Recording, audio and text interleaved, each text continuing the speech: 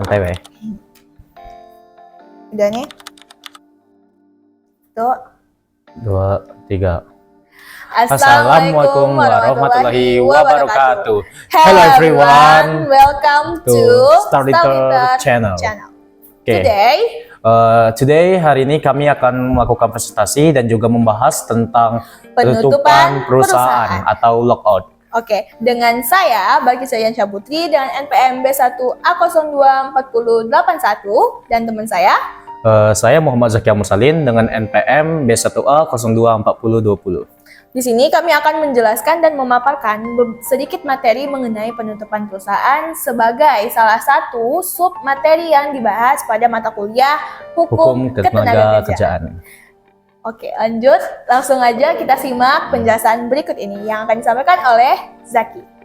Oke, yang pertama yaitu kita akan membahas tentang dari awalnya dulu. Saya akan membahas dari apa itu penutupan perusahaan atau lockout. Oke, langsung saja.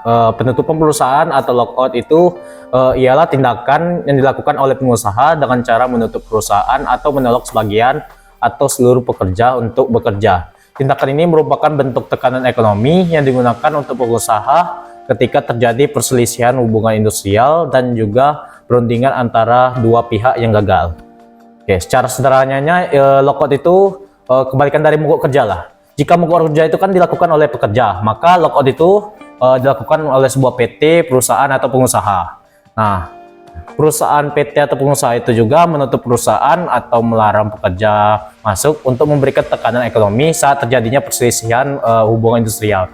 Nah, untuk sifatnya lockout itu bukan tindakan yang semena-mena ya, hanya boleh dilakukan setelah perundingan yang gagal dan hanya sebagai jalan terakhir jika tidak ada jalan yang lain.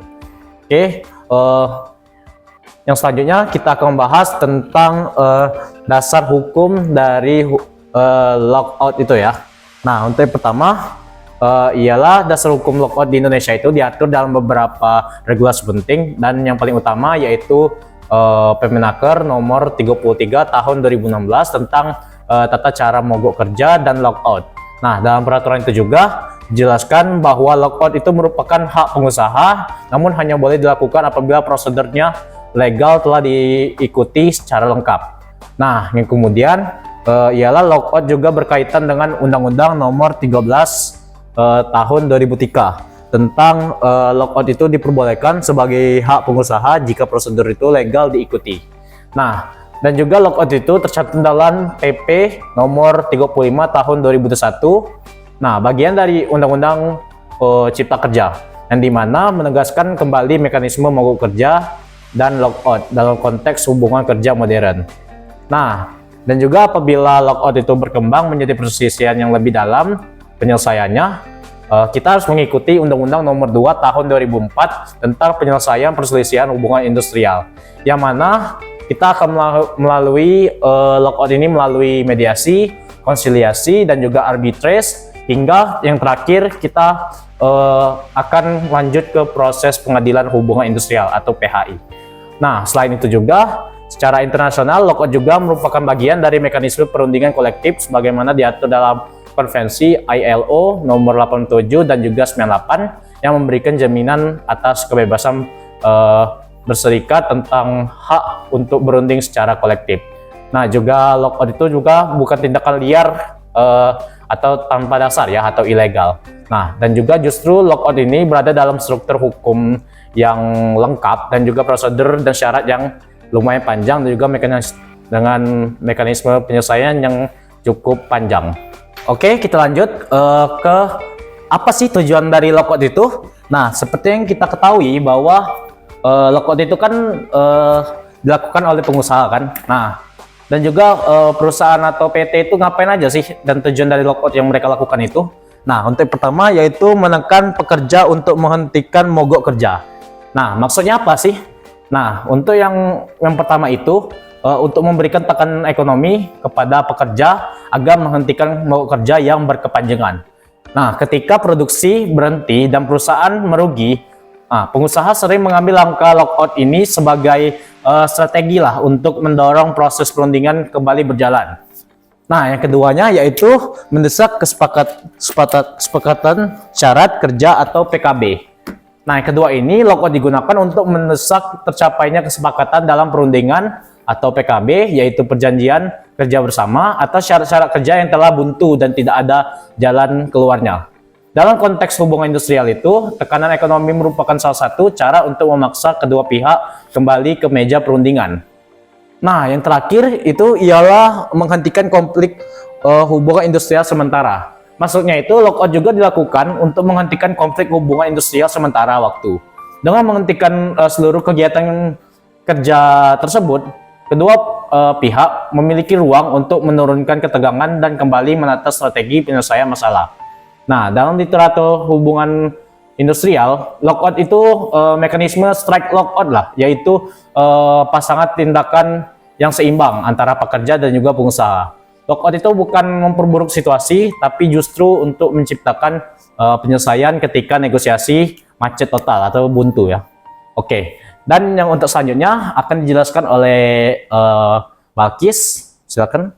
Oke, setelah kita mengetahui apa aja dari perspektif si Zaki mengenai apa itu lockout dan juga mengenai tujuan dan dasar hukum yang ada di Indonesia yang meregulasikan atau yang mengatur tentang halnya lockout tadi.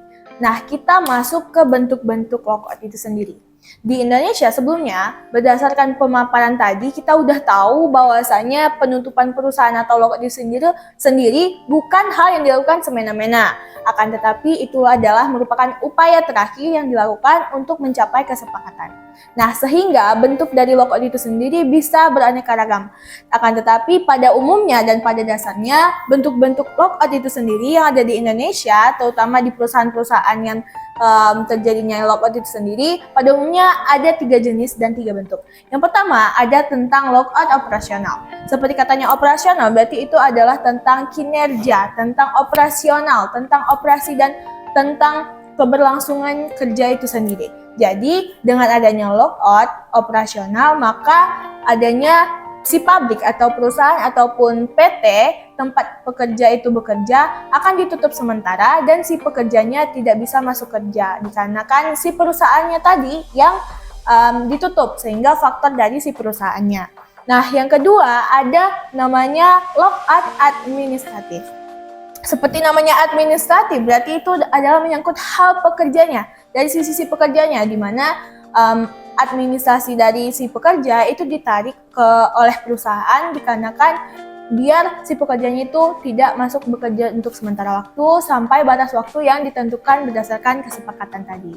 Nah, di sini bisa jadi yang ditarik adalah ID card dari si pekerja atau bahkan tanda pengenal si pekerja itu sendiri terhadap perusahaan atau tempat PT ataupun pabrik di mana tempat si pekerja itu sendiri bekerja. Dan yang terakhir adalah bentuk dari lockout, yaitu adalah lockout selektif. Di mana kata selektif berarti itu adalah sebagian atau hanya beberapa. Sehingga pada lockout selektif yang terjadi adalah beberapa kelompok atau sebagian kelompok dari pekerja itu sendiri yang dihentikan, yang tidak boleh masuk untuk bekerja di perusahaan. Sehingga ada dalam perusahaan atau PT pabrik itu sendiri yang kelompok tertentu aja yang dilarang masuk atau diliburkan dulu. Dalam artian dia bukan cuti ataupun di PHK ya teman-teman dalam hal ini. Oke, setelah kita tahu bentuk-bentuk dari lockout, selanjutnya kita akan bahas mengenai kapan terjadinya lockout. Oke, berdasarkan pasal 146 Undang-Undang nomor 13 tahun 2003 yang mengatur tentang lockout dan proses terjadinya adalah lockout bisa terjadi saat 2 keadaan. Saat keadaan di mana tidak tercapainya perundingan saat terjadi perselisihan, di mana sebelumnya ada perselisihan antara perusahaan dengan juga pekerja, sehingga terjadilah lockout adalah yang dimana merupakan tindakan dari si perusahaan atau pengusaha itu terhadap si pekerjanya. Nah, seperti yang disampaikan pada awal tadi bahwa lockout merupakan tindak balik atau hal balik yang dilakukan setelah adanya mogok kerja. atau juga bisa dikatakan sebagai respon dari pihak perusahaan terhadap mogok kerja yang dilakukan oleh si pekerja. Nah, sehingga lockout itu sendiri terjadi saat keadaan itu, atau bisa keadaan tertentu seperti halnya saat perusahaan itu bisa ditutup sementara oleh pemerintah atau dalam hal lainnya. Akan tetapi, lockout itu bisa menjadi sah ataupun tidak sah dengan kata ilegal tadi, dikarenakan mencapai poin-poin tertentu. Nah, sejatinya lockout itu adalah hasil yang diharapkannya adalah menghasilkan suatu kesepakatan yang sama-sama untung, di mana si pekerja bisa kembali bekerja ke perusahaannya tanpa ada ancaman maupun tekanan ekonomi dan emosional lagi. Nah, di sini lockout menjadi tidak sah apabila lockout itu dikeluarkan secara semena-mena, seperti halnya semua hal yang kita lakukan tanpa sepengetahuan dan juga tanpa ada undang-undang yang mengaturnya, maka hal itu akan ilegal dan menjadi tidak sah. Sehingga di saat itulah lockout menjadi tidak sah atau ilegal. Nah, lockout itu juga dilakukan tanpa pemberitahuan. Nah, lockout itu harus ada pemberitahuan dulu minimal 7 hari sebelum dikeluarkannya tindakan lockout itu sendiri. Jadi, H-7 itu harus dikasih tahu ke si pekerja kalau bahwa perusahaan itu bakal ngadain lockout.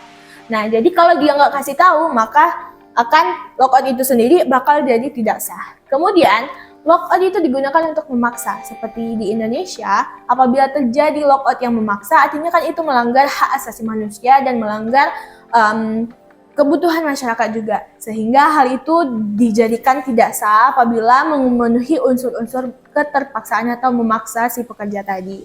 Dan terakhir, tidak ada perselisihan industrial. Nah, itu paling krusial, teman-teman. Karena sejatinya lockout itu kan adalah terjadi apabila ada perselisihan. Nah, apabila tidak ada perselisihan, tiba-tiba keluar lockout dari perusahaan, maka itu kita bisa mempertanyakan kenapa bisa keluar lockout tanpa adanya permasalahan terlebih dahulu ataupun perselisihan, sehingga lockout juga nggak sah kalau dilakukan seperti itu. Oke, setelah kita tahu kapan terjadinya lockout dan bentuk-bentuknya, sekarang kita masuk ke alurnya. Di sini teman-teman bisa lihat bahwa alur dari lockout itu sebenarnya simpel. Lockout itu bukan pemberhentian secara paksa atau pihak yang dikenal dengan pemecatan tidak hormat itu ya, kayak PHK itu bukan. Tapi lockout juga bisa berujung seperti itu, bisa berujung kepada PHK apabila melalui proses pengadilan yang telah ditentukan berdasarkan PHI itu sendiri, melalui prosedur dan undang-undang yang telah ditetapkan bahwa ada unsur-unsur yang melanggar dari si pekerjanya sehingga dia bisa di PHK. Nah, akhir yang ideal dari lockout itu sendiri adalah yang ingin dicapai. Melalui lockout akan ada penyelesaian masalah dan perselisihan sehingga si pekerja bisa kembali lagi bekerja ke perusahaannya. Nah, apabila itu tidak tercapai ya, maka bisa terjadi dua hal tadi. Pekerja bisa kembali bekerja di perusahaan tersebut atau bahkan bisa berujung ke PHK. Tapi kebanyakan itu lockout berujung pada PHK karena ada hal-hal tertentu ya berdasarkan di Indonesia kita saat ini. Nah, di sini ada perselisihan terlebih dahulu. Setelah perselisihan, maka ada perundingan, upaya perundingan atau bipartit. Nah, melalui bipartit itu bisa dua, bisa gagal atau bisa lancar, bisa berjalan dengan lancar atau bisa juga berhasil gitu. Apabila bipartit tadi gagal, maka dia akan berlanjut ke proses pengadilan atau penyelesaian masalahnya melalui proses pengadilan. Pengadilannya adalah PHI, Pengadilan Hubungan Industrial. Di PHI inilah ditentukan nanti apakah si pekerja akan bekerja lagi atau bahkan di PHK. Atau bahkan nanti si pekerjanya diliburkan untuk beberapa hari atau apapun hasil keputusan di PHI. Namun apabila dari upaya perundingan atau bipartit tadi berhasil, maka akan ada upaya penyelesaian yang dilakukan oleh perusahaan dan juga si pekerja dengan melalui koordinasi dari si perusahaannya tadi dengan Disnakkers atau Dinas Ketenagakerjaan. Nah, apabila itu upaya yang dilakukan itu bisa menghasilkan kesepakatan ataupun perubahan kebijakan atau syarat dan juga si pekerjanya berhasil bekerja kembali di perusahaannya tanpa ada pemecatan ataupun pemberhentian kerja. Oke.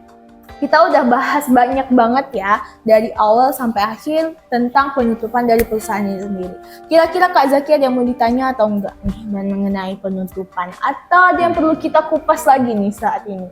Kira-kira nih Balkis, kira-kira untuk lockout ini memberikan keuntungan nggak sih sebenarnya untuk pekerja atau PT perusahaan, atau mereka tuh 50-50, tidak untung tidak rugi mereka tuh, atau Oke. bagaimana deh tuh? Oke, ini pertanyaannya sangat menarik karena ini adalah hal yang krusial karena urgent ya. Karena kita bakal bahas, untungnya kita bahas di hari ini bahwa ternyata berdasarkan data dan juga berdasarkan undang-undang, sejatinya lockout itu dikeluarkan untuk kepentingan bersama dan kebermanfaatan banyak orang.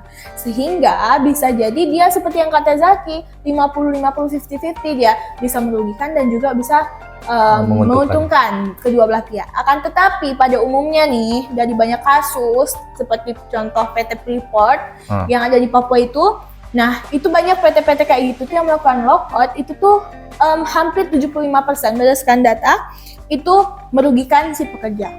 Karena itu tadi, dari lockoutnya itu dia nggak ada pemberitahuan, bahkan ada upaya perundingannya itu nggak ada dulu, hingga tiba-tiba dia melakukan lockout, kayak tiba-tiba aja dia diberhentiin, dan kebanyakan itu hasilnya adalah PHK.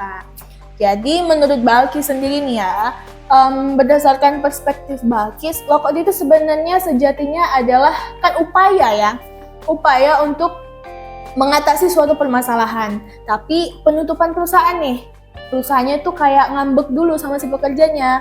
Jadi itu menurut Balkis fine-fine aja, seharusnya bisa bermanfaat bagi kedua belah pihak.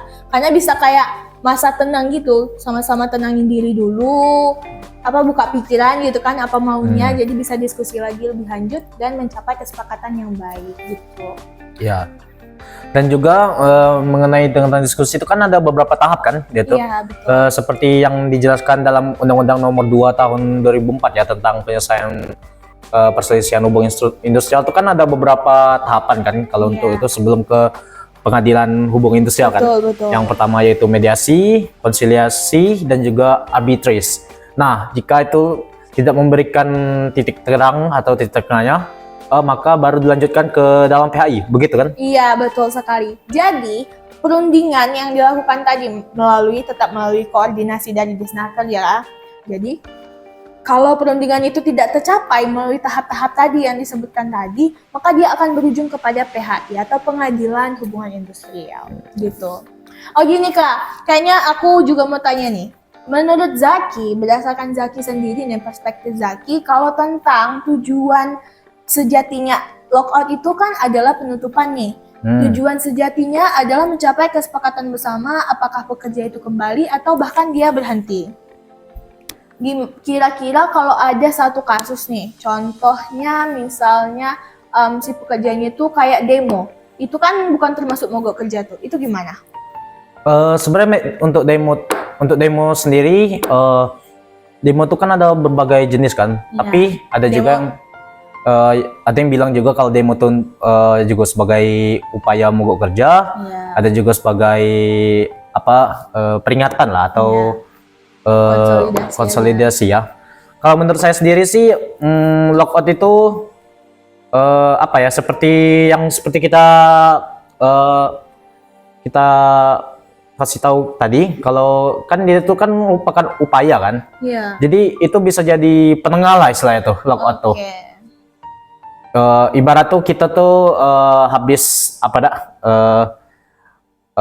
tegang lah ya, situasi tegang kan, jadi kita tuh untuk menurunkan ketegangan tersebut kan. Nah, menurut saya sendiri sih kalau lockout itu kan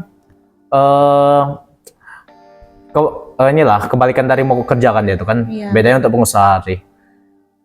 Apa tadi ditanyain lagi? Demonya itu tuh demo tuh termasuk bentuk dari mogok kerja atau nanti bisa kayak berdampak nggak ke si perusahaan? Kan? Kalau dari beberapa kasus ya. Kalau demo tuh sebenarnya kalau di mata perusahaan itu seperti mogok kerja sih sebenarnya. Oke, berarti istilahnya kalau kita mahasiswa itu demo ya untuk kebijakan pemerintah. Tapi kalau dari sisi pekerja, demo itu adalah mogok kerja itu sendiri. Ya, karena dari beberapa kasus yang saya tangani itu, yang saya lihat itu kan seperti ada perusahaan kemarin, saya lupa ya nama perusahaannya tuh ya. Dia tuh kan kemarin mogok kerja dikarenakan ada yang di PHK kan. Ya, Karyawannya tuh di PHK karena memang klien mereka lah ya. Nah, yang lainnya itu mereka tuh kan melakukan demo juga mogok kerja. Nah, yang terjadi itu bukan lockout, bukan lagi penutup perusahaan, dinyatakan bukan lockout lagi jadinya. Jadinya kayak bangkrut lah istilah itu. oh ditutup, udah emang hilang perusahaan. Iya, ditutup gitu. Oke, gitu. Oke, cukup ya Kak ya. Iya. Mungkin apa gini yang kita butuh bahas, kita bahas di video selanjutnya. Kalau untuk tentang penutupan perusahaan, kami harap teman-teman sekalian bisa memahami dan juga mengerti apa aja itu dari penutupan perusahaan. Mulai dari pengertian, tujuan, serta regulasi yang ada di Indonesia, sampai kita bahas tadi tentang bentuk-bentuk dan juga alurnya dari penutupan itu sendiri atau lockout itu sendiri. Oke, cukup ya Kak ya? Cukup. Oke, cukup sekian. Terima kasih. Jangan lupa untuk like, Komen. dan share serta subscribe sebanyak-banyaknya. See you guys in next video. Bye bye.